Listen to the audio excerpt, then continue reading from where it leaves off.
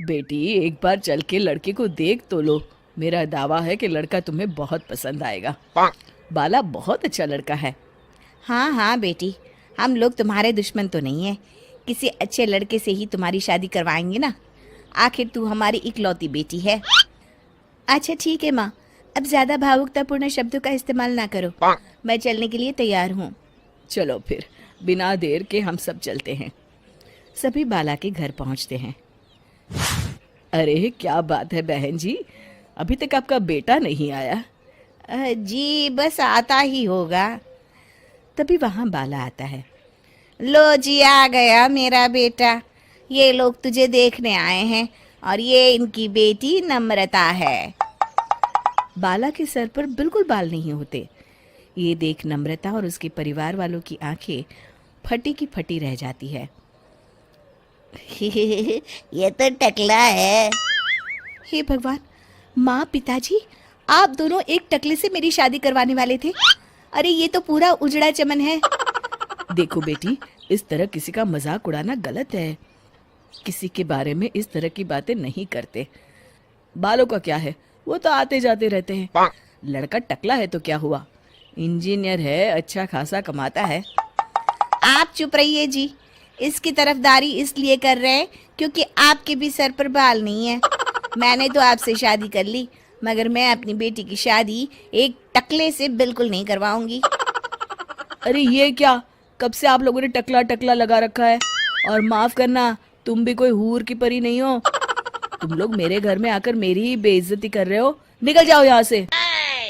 हाँ हाँ तो जा रहे हैं ना, हमें भी यहाँ रुकने का कोई शौक नहीं है। नम्रता और उसके परिवार वाले उठकर वहां से जाने लगते हैं। तभी नम्रता का छोटा भाई जाते जाते कहता है, टकला। तेरा बाप टकला। और इस तरह बाला का रिश्ता टूट जाता है।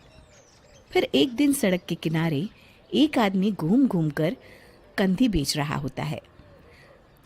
कंधी ले लो, कंधी, एक से बढ़िया एक कंघी ले लो, नए जमाने की कंघी ले लो। अरे भाई ये ले लो। घूमते घूमते वो बाला के पास पहुंच जाता है। अरे भाई साहब, कंधी लोगे क्या? ये लो। तभी उसकी नजर बाला के सर के ऊपर पड़ती है। अरे माफ करना भाई साहब, आप इसे लेकर क्या करोगे? आपके सर पर तो बाल ही नहीं है, आपका तो स्टेडियम पूरा खाली है। चलता हूँ, कंधी ले लो, कंधी ले लो। कंधी वाले की बातें सुनकर बाला को बुरा लगता है।